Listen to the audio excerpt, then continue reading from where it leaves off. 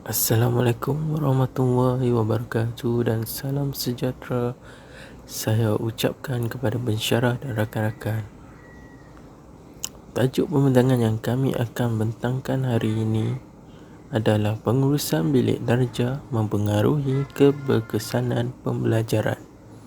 Seterusnya, saya Muhammad Faiz akan memulakan pembintangan dengan pengenalan.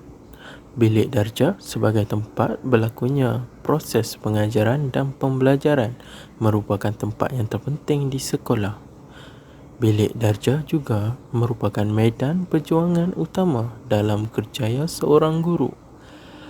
Pengurusan bilik darjah yang dinamik juga ke arah pembinaan modal insan yang menjurus kepada pembinaan jasmani, emosi, rohani dan intelek, memerlukan pelbagai pengetahuan, kemahiran, prosedur, teknik dan juga strategi.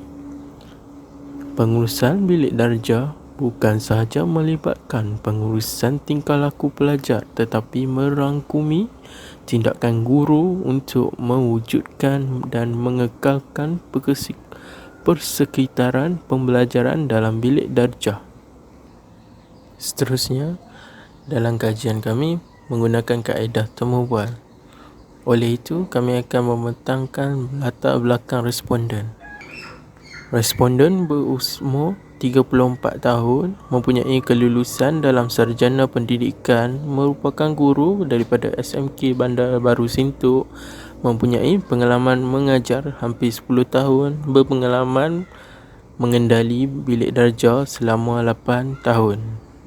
Seterusnya, objektif kajian yang kami tumpukan terdapat 3, iaitu yang pertama, mengenal pasti jenis faktor-faktor dalam pengurusan bilik darjah.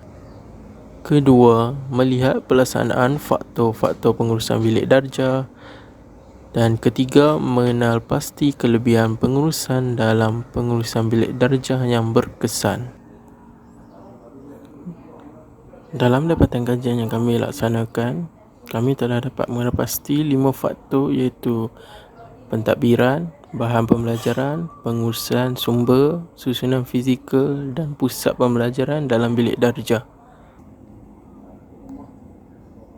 Seterusnya, saya serahkan pembentangan kepada Wan Nur Syazwina untuk meneruskan pembentangannya. Persilakan. Assalamualaikum warahmatullahi wabarakatuh. Terima kasih kepada moderator. Saya Wan Nur Syazwina binti Wan Jusoh akan menerangkan faktor yang pertama pengurusan bilik darjah, iaitu pentadbiran. Pentadbiran terbahagi kepada 3 aspek, iaitu yang pertama aspek pengurusan, aspek kewangan dan juga aspek penyediaan peralatan. Bagi aspek pengurusan, pelantikan guru kelas biasanya telah ditetapkan oleh pihak pengurusan sekolah seperti pengetua, pihak pentadbir, kerani maupun penyelaras bagi setiap aliran sekolah tersebut. Bagi organisasi bilik darjah pula, ia menjadi tunjang kepada pentadbiran bilik darjah. Setiap kelas telah ditetapkan seorang guru bagi mengelola bilik darjah tersebut. Beberapa pelajar yang berkelayakan akan dipilih dan diberi jawatan seperti ketua kelas, penolong ketua kelas, bendahari, setiausaha dan juga AJK bagi membantu guru kelas menguruskan hal pentadbiran bilik darjah. Aspek yang kedua adalah kewangan.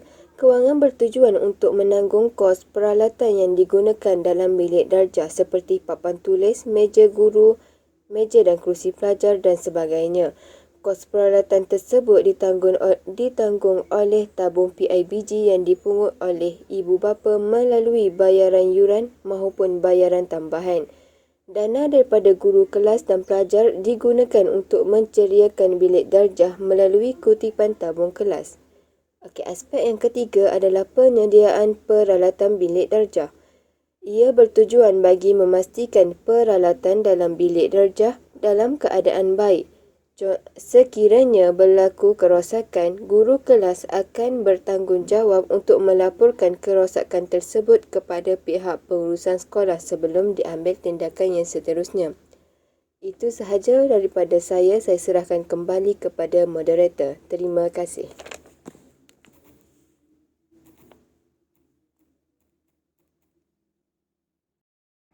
Terima kasih atas pembentangan tadi. Seterusnya, kita akan sambung dengan pembentang seterusnya untuk menjelaskan faktor yang seterusnya. Mempersilakan. Bismillahirrahmanirrahim. Assalamualaikum warahmatullahi wabarakatuh. Dan salam sejahtera diucapkan kepada doktor dan rakan-rakan seperjuangan sekalian. Terima kasih diucapkan kepada moderator kerana memberi peluang kepada saya untuk meneruskan sesi pembentangan. Baiklah, saya akan meneruskan sesi pembentangan kita dengan merujuk kepada faktor kedua dalam pengurusan bilik darjah, iaitu pengurusan bahan pembelajaran. Bahan pembelajaran boleh didefinisikan sebagai alat bantu mengajar yang sering digunakan oleh guru dalam penyampaian pembelajaran di dalam bilik darjah. Secara umumnya, ia terdiri daripada dua jenis seperti bahan hidup dan bahan bukan hidup.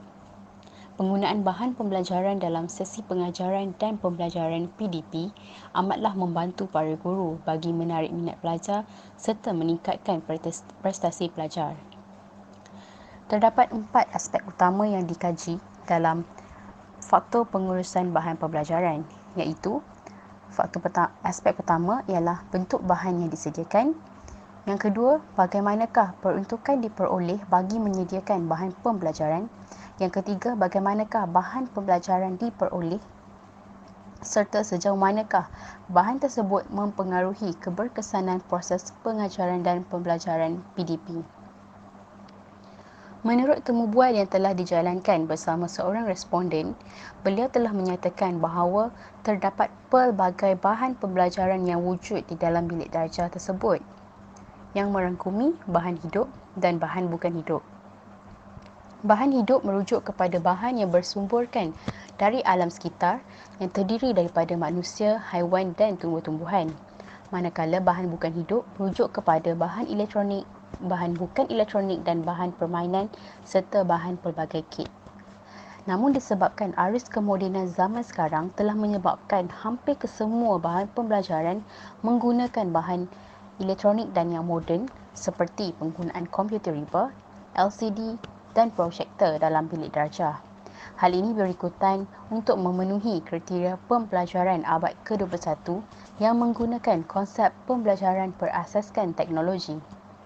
Tambahan lagi, beliau juga berkata bahawa para guru agak selesa menggunakan medium ini sebagai bahan pembelajaran kerana ianya mudah untuk diakses di samping dapat menjimatkan masa bagi menyediakan bahan pembelajaran kepada murid. Seterusnya, aspek kedua yang dikaji dalam faktor pengurusan bahan pembelajaran ialah bagaimana peruntukan diperoleh untuk menyediakan bahan tersebut. Responden yang sama juga turut berkata, kos peruntukan bagi bahan pembelajaran ini ditanggung oleh guru, tetapi terdapat juga kos yang ditanggung melalui peruntukan daripada pihak sekolah. Boleh dikatakan hampir keseluruhan bahan pembelajaran ditanggung oleh pihak sekolah melalui tajaan dan sumbangan daripada masyarakat, sumbangan Persatuan Ibu Bapa dan Guru PIBG serta peruntukan daripada kerajaan bagi mendapatkan peralatan menyediakan bahan pembelajaran seperti mesin pencetak, komputer, LCD dan proyektor. Seterusnya, aspek ketiga yang dikaji dalam faktor pengurusan bahan pembelajaran ialah aspek bagaimana bahan pembelajaran diperoleh. Menurut responden yang telah ditemu bual, beliau berkata bahan tersebut boleh dimuat naik melalui internet serta buku rujukan ilmiah ataupun mendapatkannya daripada rakan-rakan guru. Beliau juga berkata pemilihan bahan ini ditentukan oleh dua kriteria, iaitu mudah atau sukarnya bahan tersebut diperoleh. Sekiranya bahan itu sedia ada, guru hendaklah menggunakannya secara optimum. Namun, sekiranya terdapat kesukaran untuk mendapatkan bahan tersebut, guru perlulah mencari alternatif lain bagi menggantikan bahan tersebut dengan bahan lain yang boleh memberi manfaat yang sama. Tambahan lagi, beliau juga berkata, aspek keempat dalam pengurusan bahan pembelajaran ialah respon murid terhadap pembelajaran yang disampaikan. Hal ini dikatakan demikian kerana setiap bahan yang digunakan mempunyai cara penggunaannya dan keistimewaannya yang tersendiri. Justru itu, ianya akan menjadi penentuan kepada minat murid terhadap pembelajaran tersebut. Dengan adanya bahan pembelajaran yang dapat merangsangkan respon murid, ianya dapat membantu murid untuk memahami sesuatu isi pembelajaran dengan lebih mendalam lagi, serta dapat menarik minat murid untuk terus belajar. Sekian, terima kasih. Saya serahkan kembali kepada moderator. Terima kasih atas pembintangan tadi. Seterusnya, kita akan sambung dengan pembentang seterusnya untuk menjelaskan faktor yang seterusnya. Mempersilakan. Assalamualaikum warahmatullahi wabarakatuh. Saya Nurliana binti Hasan akan meneruskan pembentangan ini dengan faktor yang ketiga, iaitu pengurusan sumber. Pengurusan merujuk kepada satu seni bahan melaksanakan proses kerja yang terancang dan dilakukan secara sistematik, teratur serta mempunyai garis panduan yang tertentu, manakala sumber pula membawa maksud bahan dan tenaga yang diperlukan bagi melaksanakan sesuatu. Pengajaran dan pembelajaran berasaskan sumber merupakan usaha guru bagi melengkapkan pendekatan dan strategi pengajaran dengan melibatkan pelajar supaya belajar melalui penggunaan sumber-sumber pembelajaran. Menurut responden yang telah ditemu bual baru-baru ini, beliau menyatakan bahawa sumber yang sering digunakan oleh guru dan pelajar di sekolah ialah pusat sumber. Pusat sumber sekolah merupakan sebuah tempat yang menyediakan kemudahan serta koleksi bahan pembelajaran dan pembelajaran yang diurus secara sistematik. Pusat sumber juga turut menyediakan maklumat, perkhidmatan dan keperluan memperkukuhkan pengajaran untuk penguasaan kemahiran asas serta kemahiran maklumat pendidikan ke arah pembentukan masyarakat berbudaya ilmu, sikap gemar membaca dan berkemahiran belajar sepanjang hayat. Seterusnya, responden turut memberitahu mengenai aspek kewangan untuk mendapatkan sumber pembelajaran. Kebiasaannya, sumber disediakan oleh pihak guru atau hasil kutipan duit pelajar melalui tabung kelas. Sama seperti yang telah diterangkan oleh panel pertama sebentar tadi. Tidak ketinggalan juga bahawa dana daripada panitia pelajaran turut disumbangkan supaya sumber pembelajaran yang disediakan supaya sumber pembelajaran dapat disediakan oleh guru kepada pelajar. Selain mendapatkan sumber rujukan di pusat sumber, responden juga menyatakan bahawa sumber rujukan dapat didapati melalui capaian internet kerana ia mudah diakses, pantas, menjimatkan masa dan kos. Oleh itu, dapat saya simpulkan bahawa terdapat dua jenis bahan yang digunakan di sekolah sebagai sumber, iaitu yang pertama, bahan bercetak atau juga dikenali sebagai bahan maujud, dan yang kedua ialah bahan bukan bercetak. Bahan bercetak seperti buku, artikel, jurnal atau majalah. Bahan ini dapat disentuh secara terus dan bersifat konkret, manakala bahan bukan bercetak lebih bersifat ilusi kerana ia berada di alam maya seperti maklumat perlu diakses melalui capaian internet atau bahan perisian. Sekian daripada saya serahkan kepada moderator untuk meneruskan pembentangan ini. Sekian, terima kasih. Terima kasih atas pembintangan tadi. Seterusnya, kita akan sambung dengan pembentang seterusnya untuk menjelaskan faktor yang seterusnya. Mempersilakan. Assalamualaikum warahmatullahi wabarakatuh. Terima kasih kepada moderator. Saya Fatin Afifah binti Muhammad akan meneruskan kepada faktor keempat, iaitu susunan fizikal dalam bilik darjah. Susunan fizikal bilik darjah yang baik dapat meningkatkan kuasa pengajaran guru.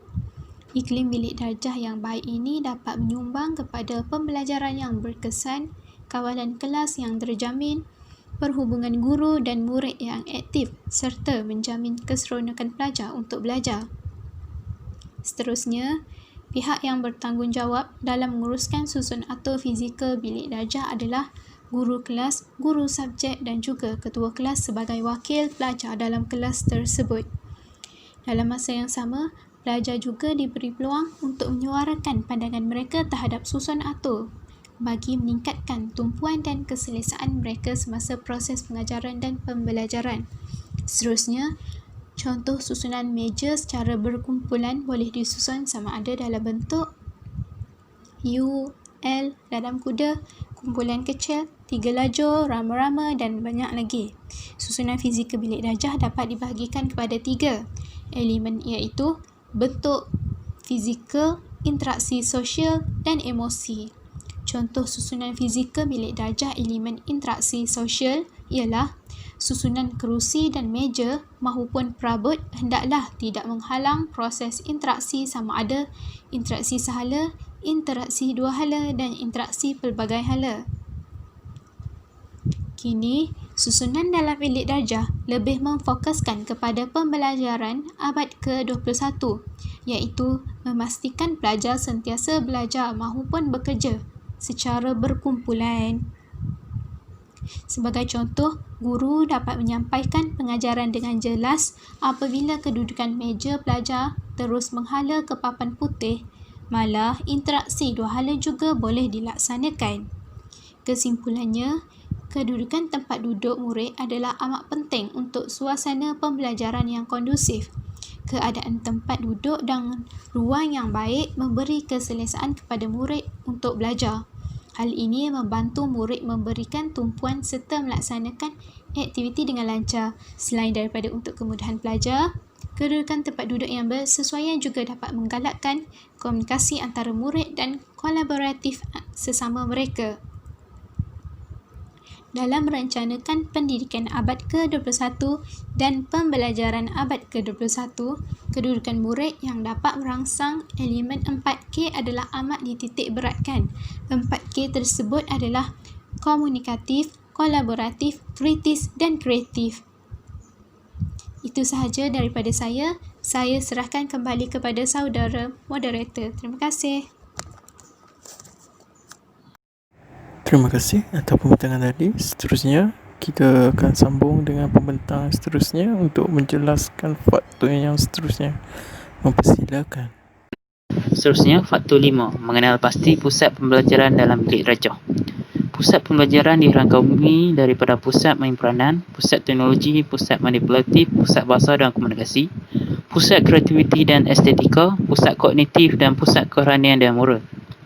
Antara kebaikan pembelajaran adalah membolehkan murid-murid menjalankan aktiviti pembelajaran dengan selesa, seronok dan bermakna. Contohnya, mereka dapat belajar mengikuti setiap sudut berdasarkan tunjang-tunjang tersebut.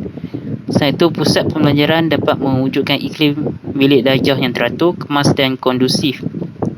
Sebagaimana yang dinyatakan oleh Froebel, iaitu murid-murid belajar dalam persekitaran yang terancang, dilengkapi dengan kerusi, meja yang sesuai untuk murid-murid, dicat dan warna terang dengan ceria, senang dipercaya dan dipenuhi dengan gambar.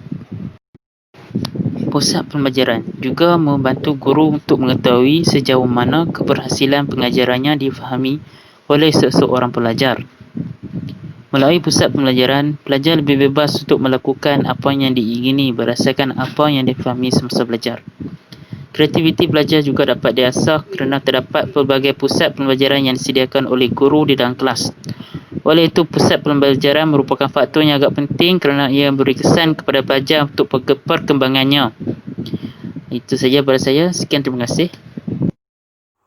Terima kasih saya ucapkan kepada pembentang terakhir.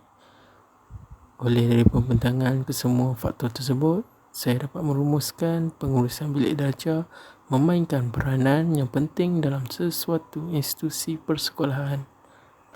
Bagi mewujudkan pengurusan bilik darjah yang baik memerlukan pengetahuan, kemahiran, komitmen, kesabaran dan kesungguhan tinggi daripada guru bagi mencapai objektif pengajaran. Oleh itu, jelaslah bahawa faktor yang telah dinyatakan di dalam pembentangan ini dapat memudahkan pengurusan bilik darjah oleh guru untuk menyusun atau mengatur strategi pengajaran di dalam bilik darjahnya seiring peredaran masa kini. Sekian, terima kasih.